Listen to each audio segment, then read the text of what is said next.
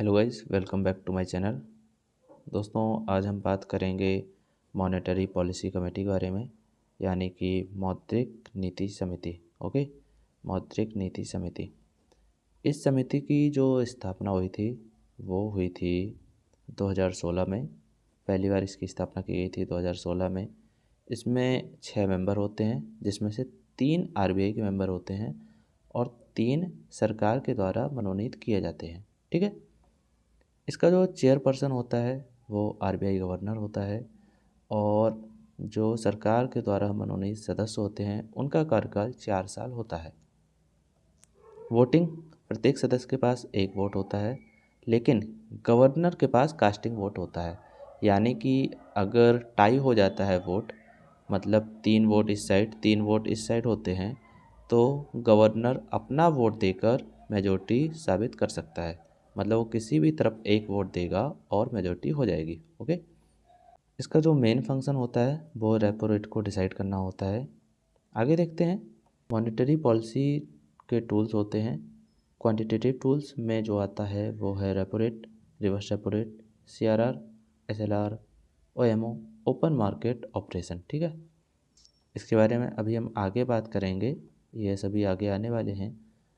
बात कर लेते हैं कि अगर आरबीआई को महंगाई नियंत्रण में लाना है तो वो क्या कर सकता है। अगर आरबीआई को महंगाई को नियंत्रण में लाना है तो वो रेपो रेट बढ़ा सकता है, सीआरआर और एसएलआर को बढ़ा सकता है, गवर्नमेंट सिक्योरिटीज़ को सेल कर सकता है और डॉलर को सेल कर सकता है। देखिए क्या होगा, रेपो रेट अगर आरबीआई बढ़ाएगा तो बैंक्स को ज़्यादा इंटरेस्ट पे लोन मिलेगा, जिससे कि पब्लिक में पैसा कम जाएगा और पब्लिक भी लोन नहीं लेगी, उससे महंगाई नियंत्रण में आएगी। ठीक है। इंक्रीज सीआरआर और एसएलआर। सीआरआर और एसएलआर क्या होता है वो अभी हम आगे देखेंगे, लेकिन इसको बढ़ाने से आरबीआई में जो पैसा है वो ज़्यादा पार्क किया जाएगा और बैंक अपने पास भी ज़्यादा पैसा पार्क करेगी। ठीक है। गवर्नमेंट सिक्योरिटी सेल करेगी, तो मान लीजिए मैं आपको कोई चीज़ बेचता हूँ तो आप मुझे पैसे देंगे। इससे क्या है कि पब्लिक में पैसे की सप्लाई कम होगी और महंगाई नियंत्रण में आएगी। डॉलर्स को सेल कर सकते हैं। डॉलर मार्केट में सप्लाई करेंगे, उसके बदले इंडियन रुपी लेंगे तो महंगाई कंट्रोल में आ जाएगी। ओके। बात करते हैं रेपो रेट के बारे में। रेपो रेट क्या होता है।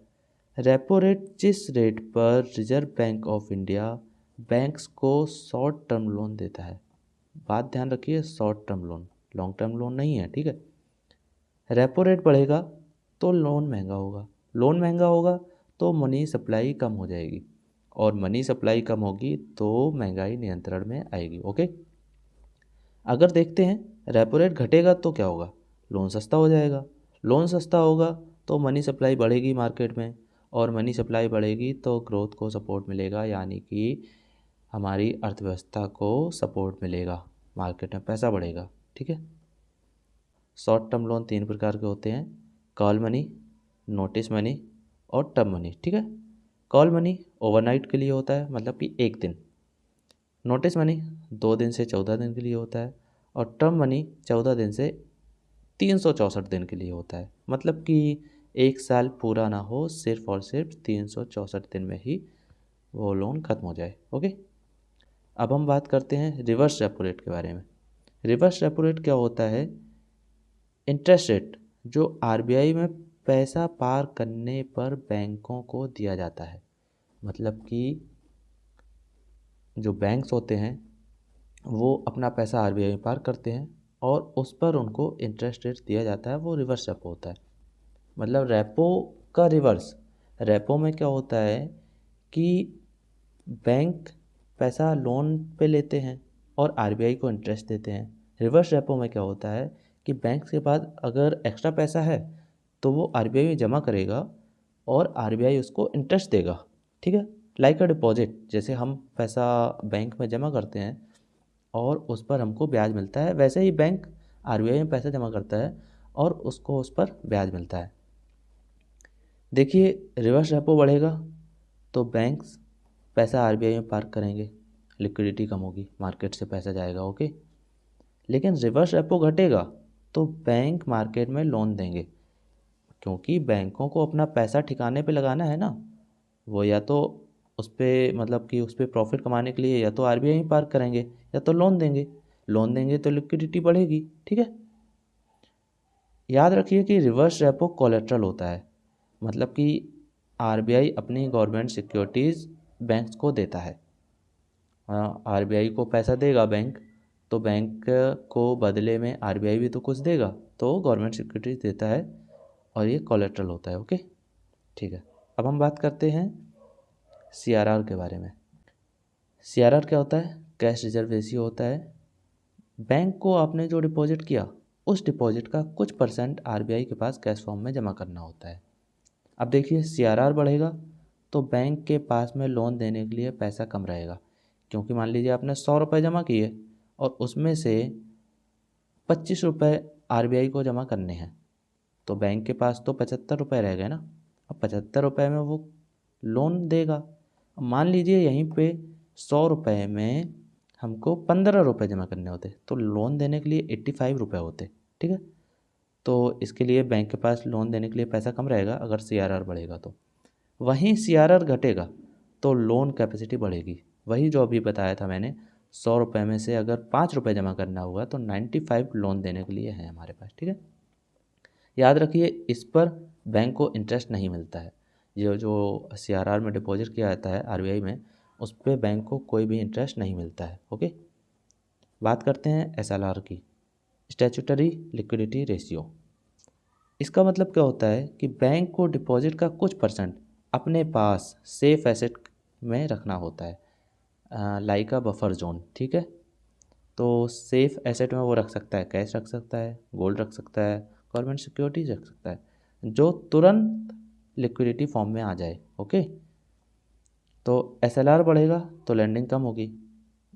सीधे ही जो अभी मैंने ऊपर बताया था, 100 रुपये में से अगर 10 रुपये एसएलआर लग रहा है तो 90 रुपये है लोन में देने के लिए, और 100 रुपये में से अगर 5 रुपये लग रहा है तो 95 है लोन में देने के लिए, ओके।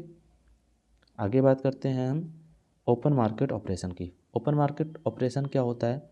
आरबीआई गवर्नमेंट सिक्योरिटीज़ खरीदता है या बेचता है। याद रखिए, ये सब सेकेंडरी मार्केट में होता है, ना कि प्राइमरी मार्केट में, ओके।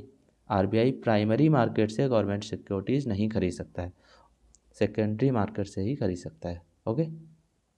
तो इसको याद रखेंगे। आरबीआई सिक्योरिटी बेचेगा तो मार्केट में पैसा एब्जॉर्ब करेगा और उससे कॉन्ट्रैक्शन होगा, मतलब कि मैंने आपको बेचा, आपने मुझे अपना पैसा दिया, तो मार्केट से पैसा गया ना। उसी तरह अगर आरबीआई सिक्योरिटीज़ खरीदेगा तो मार्केट में पैसा डालेगा, मतलब कि एक्सपेंशन होगा, पैसे की तरलता ज़्यादा बढ़ेगी, ठीक है। सिंपल वे में समझते हैं कि इन्फ्लेशन अगर कंट्रोल करना होगा तो रेपो रेट बढ़ेगा, सीआरआर बढ़ेगा, एसएलआर बढ़ेगा और सिक्योरिटी सेल की जाएगी। अगर हमको मंदी से लड़ना है तो रेपो रेट कम होगा, सीआरआर कम होगा, एसएलआर कम होगा और मार्केट में सिक्योरिटीज़ परचेज की जाएगी। ये हमारा एकदम कंक्लूजन है। ये वन लाइनर है एकदम, ये मतलब कि वन लाइन में आप समझ सकते हैं। ऊपर जो भी मैंने थ्योरी समझाई उसको वन लाइन में समझ सकते हैं, ओके। इसका मैंने एक इमेज भी दिया है, ये देखिए आप इसको देख लीजिए, ठीक है। 6 मेंबर होते हैं, आरबीआई मेंबर होते हैं, गवर्नर होता है, डिप्टी गवर्नर होता है, एक ऑफिसर नॉमिनेट किया जाता है आरबीआई में, ठीक है। गवर्नमेंट जो अपॉइंटेड मेंबर्स होते हैं उनका टेन्योर 4 ईयर्स होता है, ये देखिएगा, ओके। इसका जो मेन फंक्शन होता है वो रेपो रेट डिसाइड करना होता है, जो मेन फंक्शन, ठीक है। जो मुख्य कार्य होता है वो रेपो रेट डिसाइड करना होता है। ये वीडियो देखने के लिए थैंक्स, और आप बने रहिए हमारे साथ। ऐसे ही मैं एवरी वीक एक वीडियो डालूँगा जिसमें कुछ ना कुछ इन्फॉर्मेशन दूंगा जो कि आपके लिए हेल्पफुल रहेगी। Thank you so much.